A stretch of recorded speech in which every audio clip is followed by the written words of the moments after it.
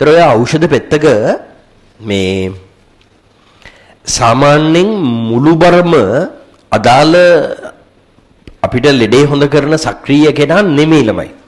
ඕකේ මේ අර ඊතුරු ඉඩස පුරවන්න පිරවුම් ද්‍රව්‍ය අපි ඒවට කියනවා ෆිලිං මැටීරියල්ස් කියලා ඉංග්‍රීසියෙන්. ඕවා පාවිච්චි කරනවා. සාමාන්‍යයෙන් ওই ෆිලිං මැටීරියල්ස් විදිහට පාවිච්චි කරන්නේ මේ පිරිසිදු කරපු මැටි වර්ග එහෙම තමයි. හරි.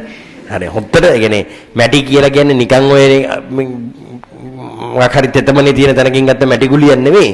අර එක එක ඔය සිලිකන් මැටි වර්ගෙම පිරිසිදු කරලා ඒවා තමයි සාමාන්‍යයෙන් ඔය ෆිලිම් මැටීරියල්ස් විදිහට ගන්න.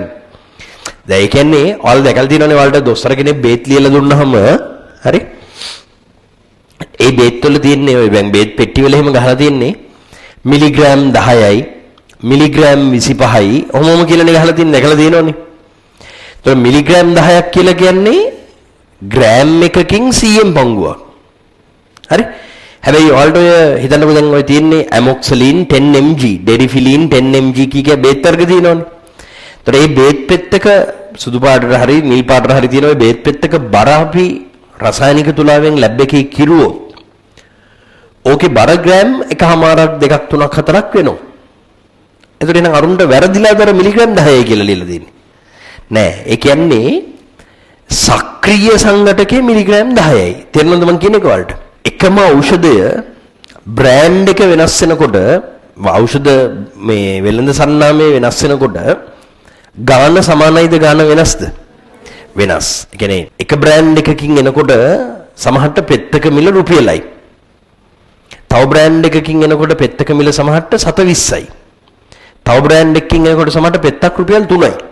හරි. ඔන්න ඔය මේ වෙළඳ නාමයේ මත බ්‍රෑන්ඩ් නේම් එක මත ඖෂධවල මිල වෙනස් වෙන්නේ ඒ එක කම්පැනිස් ඔය මිලිග්‍රෑම් 10ක් 15ක් වගේ යූස් කරන සක්‍රීය කෙනාට අමතරව අර මං කිව්වේ පිරිසිදු කරපු මැටි වර්ග එහෙම පිරවුම්කාරක විදියට යූස් කරනවා කියලා. ඒ යූස් කරන ෆිලිං මැටීරියල් එකේ පිරිසිදුකම පවත්වාගෙන ඉන්න ලෙවල්ස් වෙනස්. සමහර ඖෂධ කම්පැනිස් තියෙනවා ළමයි ඒගොල්ලෝ එච්චර ක්වොලිටි එකට ඖෂධ හදන්නේ නැහැ. අර ෆිලිං මැටීරියල් එක එච්චර ක්වොලිටි නැහැ. අවම ස්ටෑන්ඩඩ් එක සපුරනවා විතරයි. එහෙම ෆිලිං මැටීරියල්ස් වලට අර ඩ්‍රග් එක දාලා යූස් කරොත් සමහර වෙලාවට අර ඩ්‍රග් එකේ මිලිග්‍රෑම් 10න් මිලිග්‍රෑම් 4ක් විතර අර මැටීරියල් එකට අවශෝෂණය වෙලා ඒක බීපුවම ඇඟට අවශෝෂණය කරන්න ඉතුරු වෙන්නේ මිලිග්‍රෑම් 5ක් 6ක් විතර. එතකොට ඒක බීව කියලා අර මිනිස්සයාට දොස්තර රෙකමන්ඩ් කරන මාත්‍රාව හම්බෙනවද හම්බෙන්නේ නැද්ද? හම්බෙන්නේ නැහැ. එතකොට ලෙඩේ හොඳ වෙන්න ඉක්මන් වෙනවද කල් යනවද? කල් යනවා. ඒ අර ඖෂධීය ගුණය අඩුයි.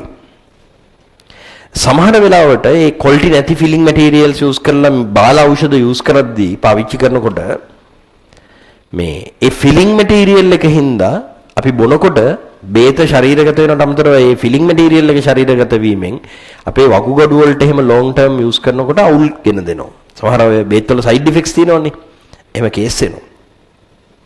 සමහර හොඳ බ්‍රෑන්ඩ්ස් තියෙනවා. ඔය යුරෝපීය රටවල් වලින් එහෙම එන ඖෂධ වර්ග. ඒ වගේ අර ෆිලිං මැටීරියල් වල ක්වොලිටිය මාර වැඩි. ඒවා සන්තුෂ්ටයි. ඒතකොට ඒවට අර ඩ්‍රග් එක ඇබ්සෝබ් වෙන්නේ නැහැ. අවශෝෂණය වෙන්නේ නැහැ. ඒතකොට මේ පෙත්තක් බීපුවම ඒ පෙත්තකින් නියමිත මාත්‍රාවම ලෙඩාගේ ශරීරගත වෙනවා. ඒතකොට රෝගයේ සුව වීම ඉක්මන්. ඊළඟට ඒ වගේ සයිඩ් ඉෆෙක්ට්ස් අතුරු විපාක එහෙමත් අඩුයි.